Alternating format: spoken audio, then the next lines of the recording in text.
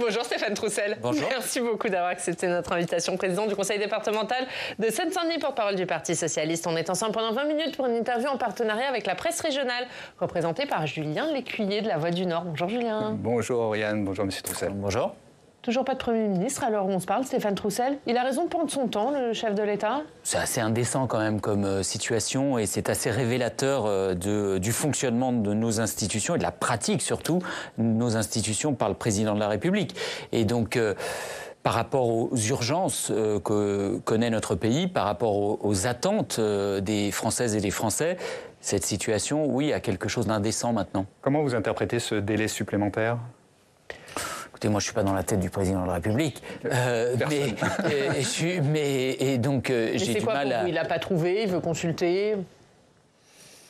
Franchement, il veut être le maître des horloges. Oui, apparemment, il veut continuer peut-être de faire durer le plus longtemps possible le temps au cours duquel il se donne l'impression. Il donne l'impression au pays finalement de compter encore un peu.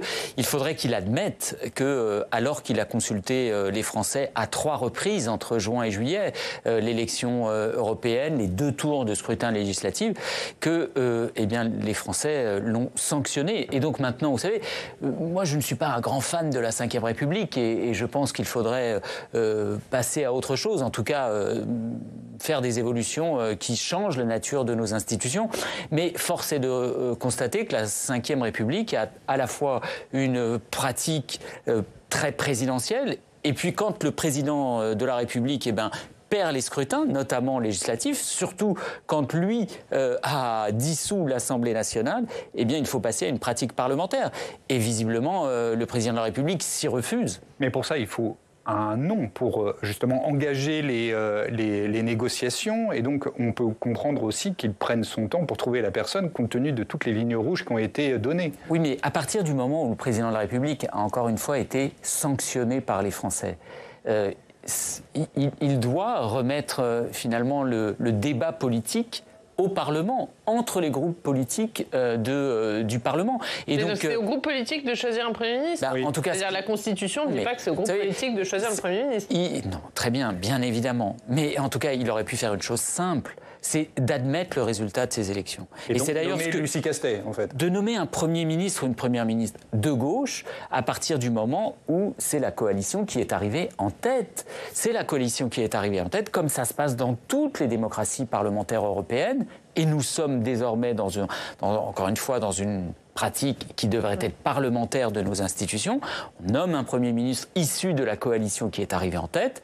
À ce Premier ministre. Sauf que Premier ministre de gauche, visiblement, au sein du NFP, vous n'avez pas la même définition de la gauche et de ce que pourrait être un Premier ministre de gauche. Je ne crois pas. Vous savez, dès le mois de juillet, bien évidemment, il y a eu cette formule que les socialistes, en ce qui les concerne, n'ont pas reprise de tout programme et rien que le programme. Bien évidemment que ça ne peut pas être cette situation quand on a... Les Français ont exprimé une préférence pour la gauche, mais c'est un fait, ne nous ont pas donné une majorité absolue. D'ailleurs, je remarque que les groupes politiques, les groupes parlementaires de la gauche, insoumis, socialistes, écologistes et communistes, ont tous dit, notamment dans des courriers successifs depuis le mois de juillet, qu'ils étaient ouverts à des compromis. Monsieur Troussel, excusez-moi, mais je rebondis sur la question d'Oriane.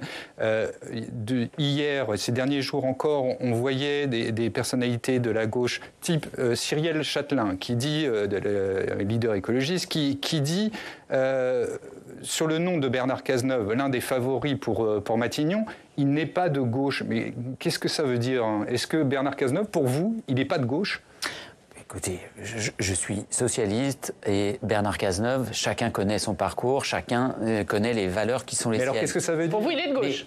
Mais oui, il est de gauche, bien évidemment. Et donc que nos partenaires n'aient pas la même conception sur ce sujet. C'est embêtant quand même. Oui, mais attendez, à la fois c'est leur problème, et puis par ailleurs... Le vôtre aussi. Mais attendez... Par ailleurs, bien évidemment, il faut bien reconnaître que dans la coalition à la fois à laquelle nous avons participé, le Nouveau Front Populaire, et qui a été placé en tête, Bernard Cazeneuve n'y a pas pris sa part. C'est un fait également. Donc que ça suscite une appréciation différente de la part de nos partenaires, il faut l'admettre. Mais juste pour qu'on soit clair, Bernard Cazeneuve, est-ce que les socialistes le censureront si c'est lui ? Attendez.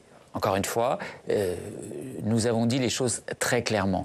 Bernard Cazeneuve, s'il devait être nommé par le président de la République, il faudrait vis-à-vis de lui, à partir du moment où il n'a pas été partie prenante de cette coalition que les Français ont placée en tête, chacun devrait bien comprendre, savoir ce qu'il préconise par rapport y compris au programme, aux mesures que nous avons défendues. L'indexation des retraites sur l'inflation, la relance du pouvoir d'achat, notamment des petits salaires, la défense du service public, la justice fiscale. Sur toutes ces questions, il faudrait qu'il y ait un dialogue. D'ailleurs, c'est vrai pour l'ensemble des premiers ministres. Mais vous irez dialoguer. Vous ne dites pas Bernard Cazeneuve, on censure parce qu'il n'a pas soutenu le nouveau Front populaire. Bien évidemment. De toute façon, encore une fois, nous avons affirmé une chose simple.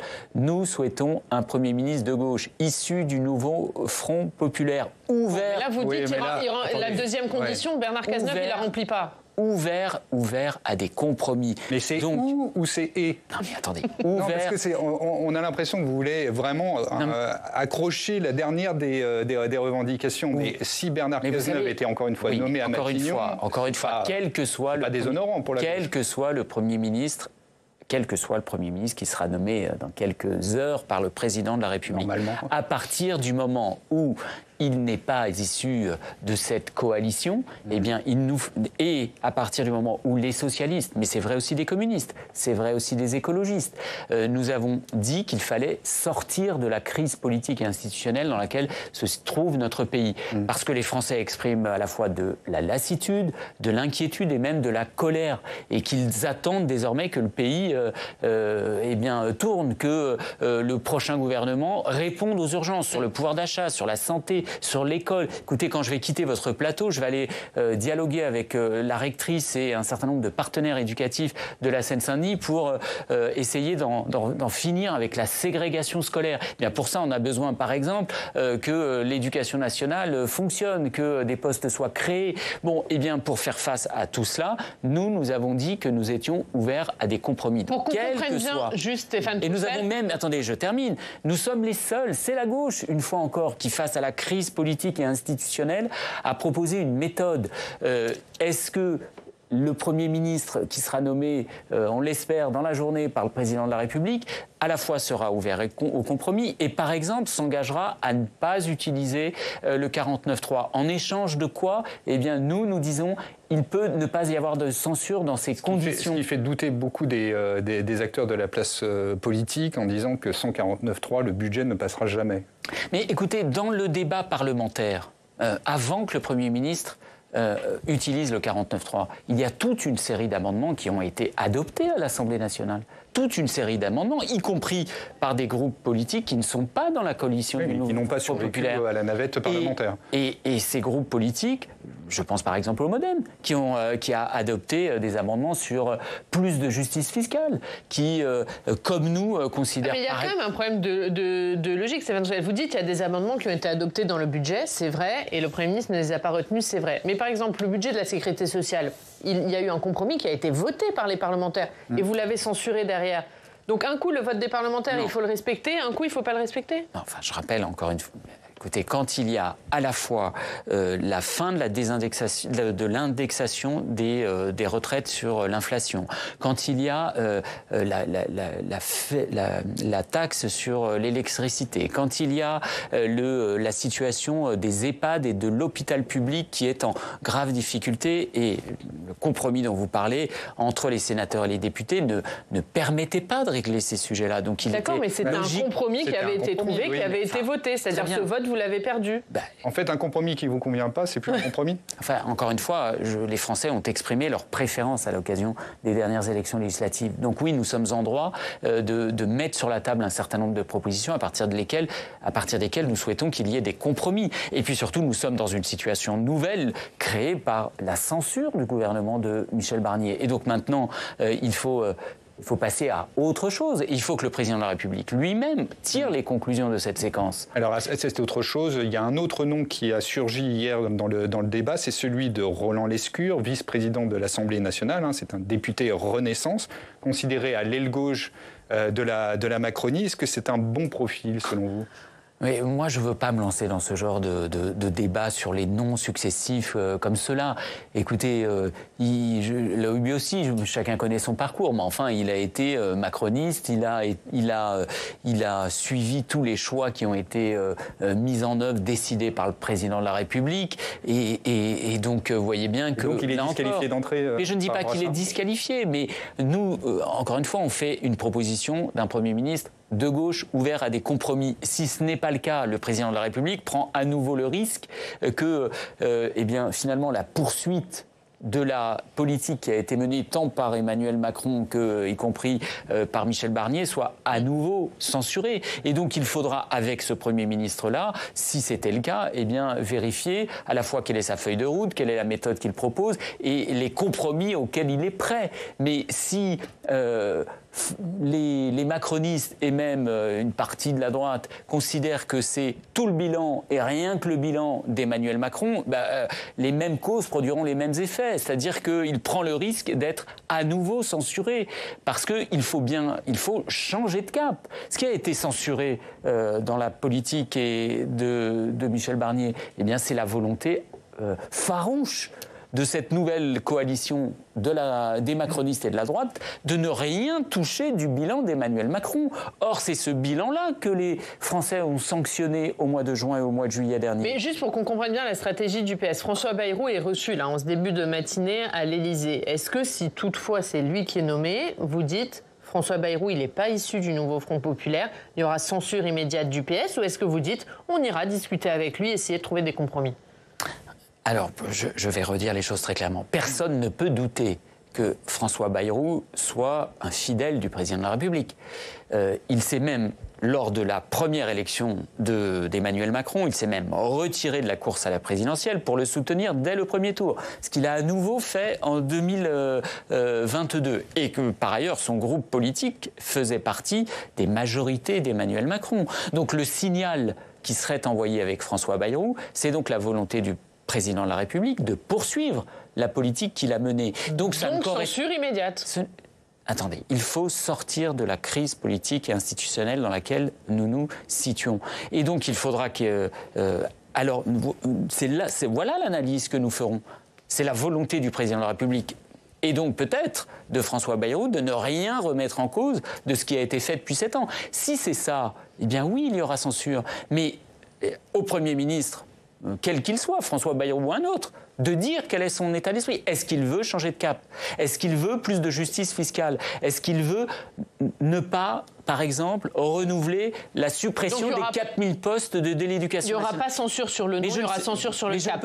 C'est ça votre ligne ? Je ne peux pas vous répondre. A priori, nous discuterons avec ce Premier ministre comme nous discuterons avec n'importe quel autre. Si vous donne des gages de compromis sur les points que vous signalez, est-ce que le Parti socialiste pourrait imaginer de participer au gouvernement ? Ah non, ça, je veux dire, si ce n'est pas, Olivier Faure a eu l'occasion de le dire, je crois que si ce n'est pas un Premier ministre de gauche, les socialistes n'ont pas... Ça veut dire qu'avec Bernard Cazeneuve, excusez-moi de vous couper, ça veut dire qu'avec Bernard Cazeneuve, en revanche, ce serait imaginable ? Je vous réponds à la question, si ce n'est pas un Premier ministre de gauche, les socialistes n'ont pas vocation à participer à ce gouvernement. Et est-ce que vous exclurez des socialistes qui participent à ce gouvernement ? Est-ce que le PS exclura des socialistes qui participent à ce gouvernement ? Encore une fois, il y a des règles au Parti socialiste et donc les instances du Parti socialiste se réuniront pour évoquer ces situations. Mais là, est-ce que vous dites on est dans une situation politique exceptionnelle, ceux qui veulent y aller, ils vont ? Ou est-ce que vous dites non, il y aura exclusion immédiate ? Un parti politique, c'est pas le café du commerce, c'est pas un club de boulistes. Donc ils seront exclus.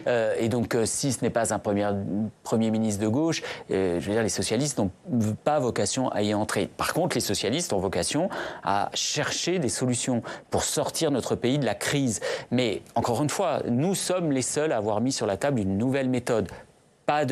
S'il n'y a pas de 49.3, un Premier ministre de gauche s'engage à ce qu'il n'y ait pas de 49.3 et donc dans ces conditions qu'il n'y ait pas de censure. Moi, je ne sais pas quel sera l'état d'esprit de celui ou celle qui serait nommé par le président de la République qui n'est pas issu de notre camp. Et donc il faudra, avec quelque Premier ministre que ce soit, vérifier à la fois quelle est sa méthode et quelle est sa volonté de changer de cap par rapport à la politique d'Emmanuel Macron qui a été sanctionnée. Julien, on parle de la loi spéciale ? Oui, le projet de loi spéciale sur le budget a été adopté à l'unanimité en commission à l'Assemblée hier. Il a intégré un amendement permettant de réindexer sur l'inflation le barème de l'impôt sur le revenu. Ça doit être une satisfaction pour vous ? Oui, bien évidemment. Bon, ça fait l'unanimité. Cette loi spéciale, elle permet de commencer à percevoir des recettes, à engager des dépenses et y compris à faire en sorte que le barème de l'impôt sur le revenu soit revalorisé, ce qui permet qu'il tienne compte de l'inflation et donc qu'il n'y ait pas de nouveaux entrants dans l'impôt sur le revenu et qu'il n'y ait pas... Et seulement si le Conseil constitutionnel ne retoque pas. Et encore faudrait-il qu'il y ait des parlementaires qui saisissent le Conseil constitutionnel. Mais vous l'avez dit, ça a été voté à l'unanimité. Donc on verra quelle est la poursuite de ce texte. Mais très franchement, de toute façon, si ça ne l'était pas dans la loi spéciale, à partir du moment où ça fait l'unanimité et que c'est notre règle commune, cette question de la revalorisation du barème de l'impôt pour éviter, encore une fois, qu'il y ait de nouveaux entrants et des augmentations de l'impôt payé par nos concitoyens, il faut qu'il y ait une disposition qui soit adoptée de toute façon. Pour le reste, ce sont quand même des considérations très juridique. Avec cette difficulté que cet amendement peut être jugé irrecevable par la présidente de l'Assemblée nationale, Yaël Braun-Pivet. Est-ce que vous craignez qu'il y ait une décision plus politique que juridique ? Encore une fois, il y a eu unanimité des parlementaires. Donc, oui, mais ça ne vaut pas... Très bien, mais alors pourquoi... par Yaël Braun-Pivet, écoutez, ça ne la contraint pas, mais pourquoi elle le ferait sauf à faire du juridisme. Sur la base de l'avis du Conseil d'État, par exemple, qui a estimé que ça n'avait rien à faire dans la loi spéciale. C'est pas anodin. Quand même. Oui, bien sûr, bien sûr. Enfin, il est arrivé au gouvernement, au pluriel, pas seulement celui-ci, d'avoir une appréciation des avis du Conseil d'État toute relative. Est-ce que vous demandez au Parlement d'amender cette loi spéciale sur les collectivités ? Parce que le temps presse pour le budget des collectivités aussi. En tout cas, je pense que le contenu de la loi spéciale est assez limité. Et donc, moi, par exemple, je vais voter mon budget la semaine prochaine. Bien évidemment, je ne peux pas intégrer les dispositions, et c'était un choix politique de ne pas intégrer les dispositions du projet de loi de finances 2025. Est-ce que la censure, elle coûte cher aux départements, et notamment aux départements en difficulté comme le vôtre ? Est-ce que vous n'avez pas perdu des aides qui auraient pu être versées si la censure n'avait pas été votée ? Enfin, ce que je sais, c'est que dans le projet de loi de finances 2025, s'il avait été voté, la Seine-Saint-Denis aurait été privée de 20 millions de recettes et de dépenses supplémentaires au total. Et donc, c'est ça la réalité de ce projet de loi de finances. Il y avait des aides pour les départements, il y avait des aides pour les départements en difficulté. Est-ce que là, vous n'en êtes pas privé ? Mais quand bien même il y avait ces aides en difficulté, la réalité du projet de loi de finances, c'était 20 millions de recettes en moins et de dépenses en plus pour un département comme le mien. Et c'était pire pour d'autres. Et les aides que vous évoquez, d'abord, je vous rappelle qu'il aurait fallu attendre la publication d'un décret qui répartissait ces aides entre les différents départements. Et donc, au moment de l'adoption du projet de loi de finances, voilà ce à quoi aurait conduit l'adoption de ce projet de loi de finances. 20 millions d'économies supplémentaires pour un département comme la Seine-Saint-Denis. Et je passe sur des règles totalement injustes et obsolètes qui perdurent dans les relations financières entre l'État et les collectivités locales, et singulièrement un département jeune et populaire comme la Seine-Saint-Denis, et que ce projet de loi de finances n'avait absolument pas modifié. Et donc, oui, y compris pour les collectivités locales, il fallait que ce projet de loi de finances soit rejeté. Est-ce que les négociations autour du futur Premier ministre et les consultations, et ce qui est en train de se passer en ce moment d'ailleurs, actent la rupture entre le PS et la France Insoumise ? Rupture, moi je ne le crois pas, mais en tout cas oui, vous savez, dans une coalition, on peut avoir à plusieurs moments des avis divergents, tant en termes stratégiques que d'objectifs politiques. Et donc, à l'évidence, eh bien nous, face à la crise politique et institutionnelle, à la fois nous ne pensons pas qu'il faille dire tout le programme, rien que le programme, et n'être rivés que sur la présidentielle anticipée. Je ne crois pas que ce soit ça, donc nos concitoyens... Jean-Luc Mélenchon dit que vous vous faites balader par le président de la République. Écoutez, quand on est dans une coalition, on évite les invectives, on évite de donner des leçons, on évite de croire que on tient la clé d'une camisole de ses partenaires. Ce n'est pas notre conception de l'union. Mais il n'y a pas de rupture toujours. L'union et le rassemblement, c'est le respect, c'est la recherche du compromis. On ne peut pas expliquer qu'il faut la 6e République, qu'il faut le débat jusqu'au bout, qu'il faut la recherche du compromis, qu'il faut finalement être en permanence dans l'invective et même parfois l'insulte de ses partenaires. Donc, en tout cas, ça mais ça oui, ça vous pousse pas rond quand même.